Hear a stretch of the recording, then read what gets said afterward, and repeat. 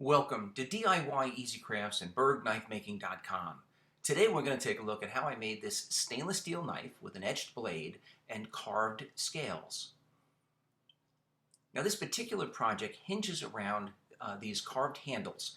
These were made or carved by a gentleman in Indonesia. It goes under the name of Ryama Bali Carving, and I'll put a link up to his his email or contact information in the description of this video. I've seen a lot of his work posted on the knife making groups, most of which has been for hidden tang knives. Now I contacted him and asked him if he could make scales for a full tang knife. I was not disappointed. I bought two sets of scales. One was this beautiful eagle, which I'm going to use on another project. And the second one was this octopus carved scale. Now the only issue here is that I was not able to communicate the exact dimensions of my stock knife blanks. So basically I built the knife to fit the scales that he sent me. So the first step was going to be to just draw out what I wanted, and then I cut out some AEB-L. This is 3/16 thick AEB-L stainless. I used a bandsaw just to do the rough cutting. I left the size of the handle just a little bit oversized. I want to be able to attach these scales and then grind that metal down to match perfectly. I'm going to run you through the whole build on this video. We're not going to spend a lot of time on each step. I used a 36 grit coarse belt on my 2x72 grinder in order to finish profiling the blade. I use an Origin Blade Maker 2x72, 2 horsepower with variable speed. I do most of the profiling just with a 90-degree table. And there was a lot of fitting that handle and rescribing the lines. I definitely did not want to grind away too much material at this point. You'd definitely be safer to leave a little bit extra meat on the profile, especially in the handle of the area. I then went over to a drill press. I drilled not only the two quarter-inch holes that are going to be used for the hidden pins, but I also drilled an additional bunch of holes through the steel, not only to act as lightning holes, but also so that epoxy would have something to grab onto. Now, during one of the test fits, I decided to reshape or redesign the blade and add some curvature to it. So I just marked the changes that I wanted in magic marker, and in this case green magic marker, and then I went back over to the Origin Blade Maker 2x72 and just roughly removed the additional material. The 2x72 is such a versatile machine. It really is the heart and soul of most knife makers' shops. It certainly is in mine.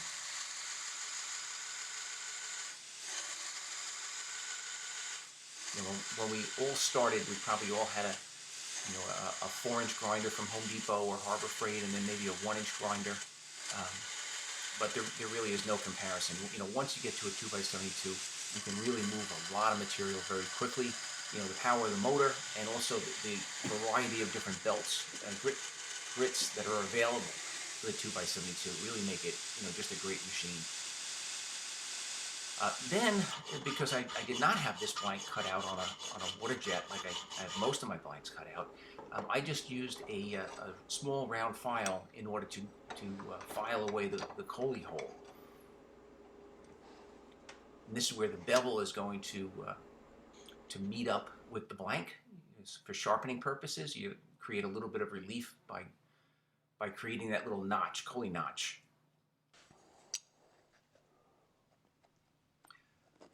I put some Daikin blue on the edge, and I scribed 2 parallel lines referred to as railroad tracks, and those will be my guidelines for grinding the bevels.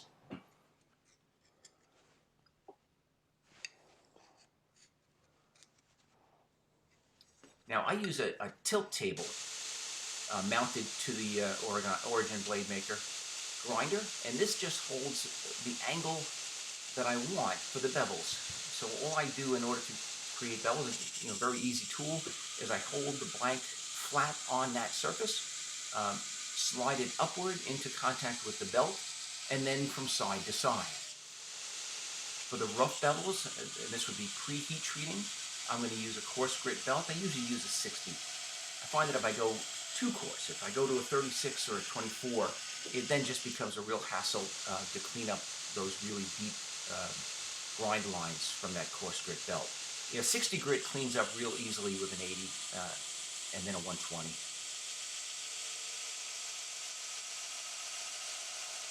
So doing bevels this way, I'm going to do one side at a time. It does not take a lot of time. It does not take a lot of effort. I think I did each side in about 3 to 4 minutes. Quenching in between each couple of passes. And the whole time I'm grinding these bevels, I'm really just keeping a very, very close eye on those railroad track scribed lines. I just don't want to grind past those scribed lines. And if I grind evenly to those scribed lines along the entire length of the blade, then the height of my bevel is going to be even and is going to follow the curvature of the blade.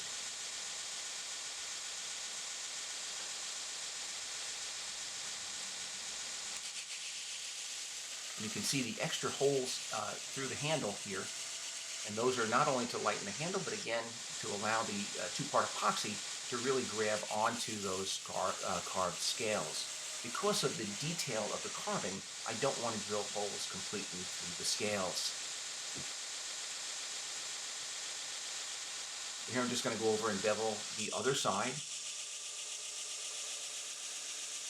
I'm going to start the bevel in matching location to the first side.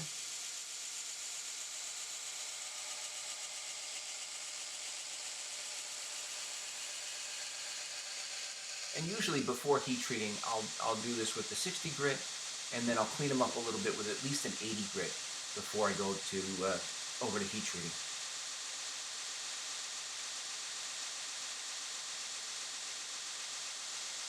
So at this point in time, the plan was to sand and polish this blade, almost to a mirror or a matte finish at least. But again, that's going to change. Now for heat treating. I'm going to wrap this in a stainless steel tool wrap. This stuff is very sharp. It's razor sharp. I would recommend, even though I'm not doing it, I would recommend wearing gloves. You will cut your fingers very easily.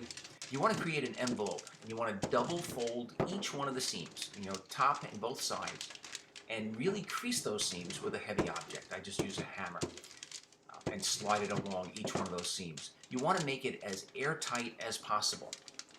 The least amount of air or oxygen that ends up inside that envelope, the least amount of slag that you will end up with on the blade after heat treating. Now stainless steel, you're going to heat treat in an oven. This is an even heat oven. I've got the temperature set. Depending on the stainless steel that you're going to use, that will depend on the temperature and how long it has to be held at that temperature.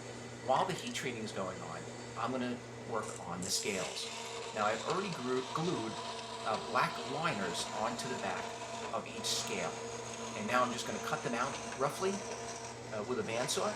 I added black because I wanted a little bit of contrast between the scale material and the blade. I'm then going to go back over to the 2x72 with a 120 grit paper, and I'm going to very carefully sand away whatever liner is protruding past the profile of the scale. Because when I match these up, when I glue and pin them rather, onto the knife, I want to be able to visually, by eye, line them up perfectly so that one side of the scales are going to match up not only front to back, but also top to bottom with the other. And it's just easier to do that if you bring the scale material, the profile in. If you had a large piece of liner material sticking out, you just visually would not be able to line them up as easily.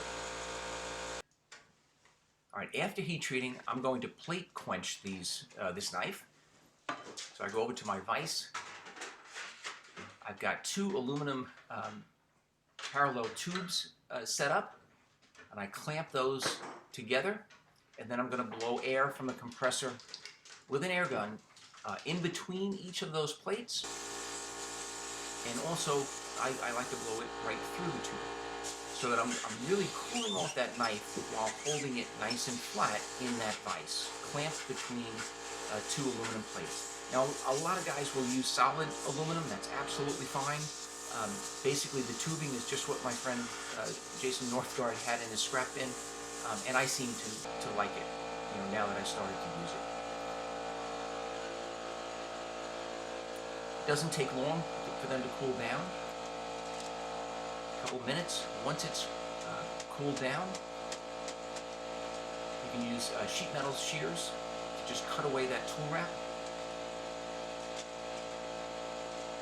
And then for stainless, it has a couple of more steps to go through.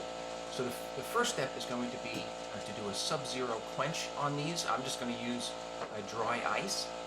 And the sub-zero quench is really important for holding edge retention.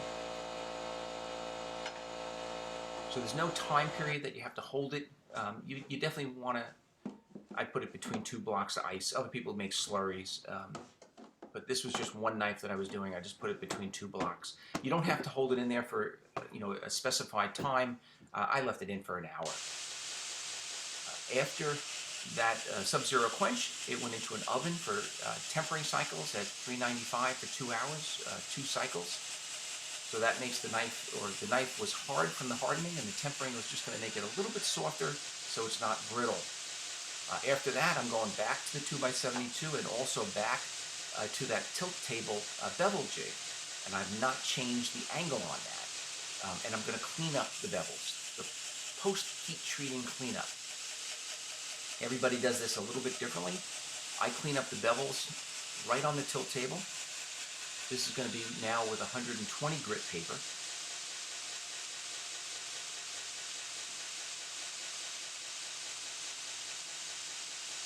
And again, both sides.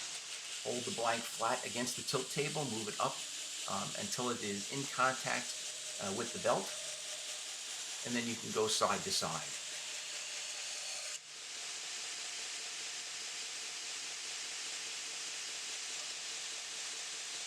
Yeah, there is a certain learning curve involved in using the tilt table, but in reality, it's one of the easiest bevel jigs to learn to work with. After the bevels are both cleaned up, I'm going to put the blade into another attachment for the 2x72. This is a surface grinding attachment.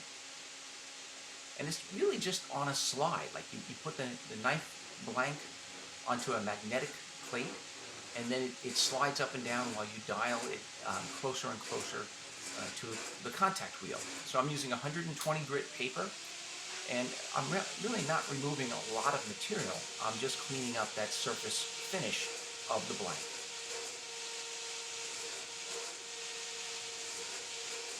I can't even tell you, if you're just starting out in knife making, this is one of the best attachments you could save for. It really saves a lot of time.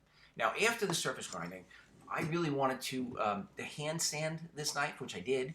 I was about maybe halfway, 3/4 through the process of bringing this to a nice matte finish or even a mirror finish, and I just didn't like it. I didn't think there was enough contrast between the light handle and the blade. So I kind of went backwards, and I decided to etch the blade. Now, typically, if I was going to etch, I would do so before I cleaned up those bevels, because this etching, which is done with a 12-volt car battery charger, an electrolyte solution, eats into the steel. So this is really kind of taking a chance doing it now. I'm going to etch for a total of about 3 minutes. I did it in 30 or 40-second increments. And I'm going to etch each side for about 3 minutes. There's no vinyl template on here. I'm just etching with the coarse grit gauze that's wrapped around my etching plate. And that's going to be the texture that you're going to end up with on the finished or the final etching.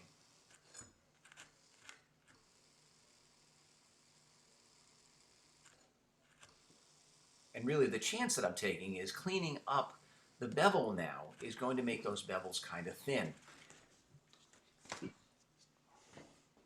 In fact, I did have to just reshape or reprofile the blade just a little bit. I just had to bring in the bevel a touch so that I have a little bit of thickness for the final micro bevel. I clean up the etching just with a 500 grit paper, and now I've got that nice dark crinkled texture that I think will really contrast nicely with the light scales, the light carved scales.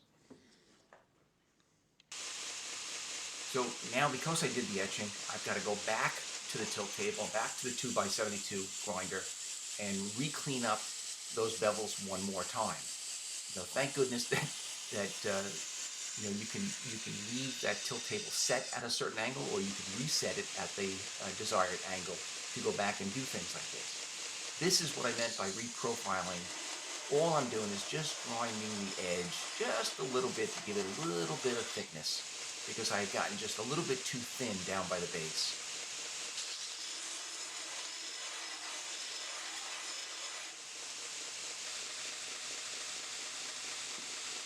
But here you've got the etched blade, nice crinkled look. Finished on one side, I still have to go back and clean up the bevel on the other side. But you get an idea as to how many different processes go into making one of these knives. Nothing that I'm doing here is difficult. It's not hard, but there is a bunch of different steps involved in putting out a finished product. So now I'm going to work on the scales, and this is different than 99% of the scales that I do. I usually attach one scale at a time and pin them in place. These are both going to get attached at the same time with hidden pins.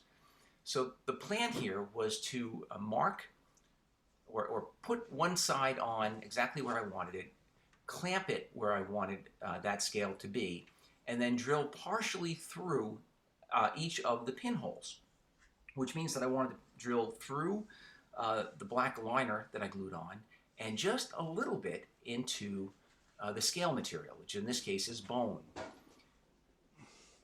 I wouldn't do this again. I did it with one of the pinholes, and even though I'm using a handheld variable speed drill and I'm going very slow, the problem is as soon as you get through the scale material, that bit grabs and wants to drill deep very, very quickly. So I didn't want a chance doing that again. I went back to my Dremel grinder. I added a little end mill attachment so that I could control the depth at which I was going to grind. And with this, I'm just going to go in and grind each one of those, I'm going to go in and grind through each one of the drilled holes through the blank. Instead of clamping that scale material into place, I used the tiniest drop of CA glue just to hold everything in place. And once I was all done, I was able to just put a 1/4 inch shaft through one of the holes and tap it, and that glue was able to break free. And I did grind with the Dremel grinder every single hole. So not only the 2 pinholes, but also the additional holes that are just for the epoxy. I want to make sure that each one of those, or that the epoxy is not just going to adhere to the liner material, but that the epoxy is going to also go right through those holes and absorb and attach right into the bone scale material.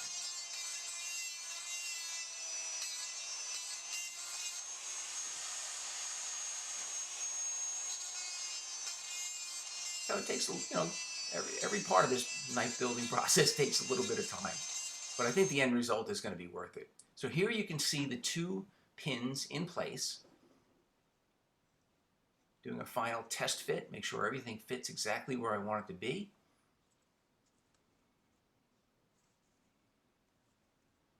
And then I'm going to glue it up.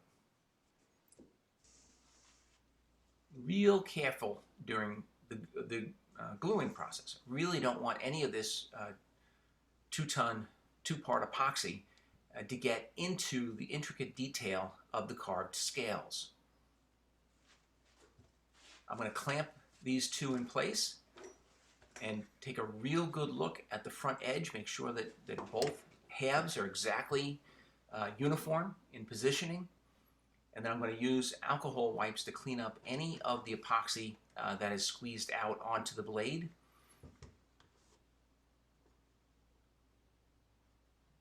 And then once that dries, I actually left it overnight to dry. Then I'll go back to the 2x72. In this case, I've got a 10-inch wheel on it with a, I believe this was 120 grit paper. And I'm going to clean up now the entire profile. Now don't forget, I left the steel, the stainless steel, a little bit large on the profile. So I'm bringing that into size now. But I really don't want to go too deep into the scale material. There's not a lot of room to play with. I want to be able to grind with the 120, with the 240 or 400. I think I went to 1,000 and then polish.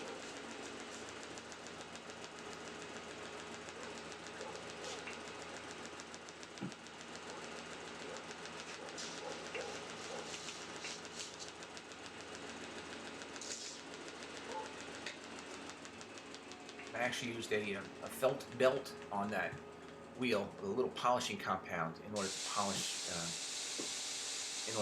the bone. The final step in this particular project is going to be to sharpen the blade. Now I've covered knife sharpening on a 2x72 multiple times. Just to go through it real quick, I start with 120 grit. I hold the blade at approximately 20 degrees, and I establish the micro bevel. Then I slow it down, and I slow it down to 20 to 30% on the variable speed, and I run through a variety of different belts. So I started at a 120. The next one I go to is a 400, an 800, a 1200, and finally a 2000. With each of the subsequent belts, I'm not pushing as hard. Again, I'm definitely not grinding as fast on the RPMs. All I'm really doing is polishing the bevel. And with each grind, I'm making sure I establish a bevel or a burr along one edge of the blade. And I keep basically flipping that burr each time I change the belts, with the final step being a leather stroping belt. I use the leather stroping belt static. I don't have it under, I don't run it. And the final result is a razor sharp knife that you establish and you create that sharpened blade really quickly, doing it on the 2x72. Demonstration of how sharp it is. And here's some finished pictures of the finished product. And again, I highly recommend this Bali Carving. His carvings are absolutely beautiful. The delivery was very quick. I think I had them within 2 or 3 weeks, and just really happy with the final results. So this is a stainless steel knife, etched blade, carved bone handles with hidden pins. I hope you enjoyed the video. If you did, I'd like to please ask you to give it a thumbs up and subscribe to this YouTube channel. I'd like to invite you to our Facebook group, Knives and Knife Making. You can check out some awesome images there, and certainly post images of your own builds. And please check me out on my website, which is bergknifemaking.com. Thank you very much.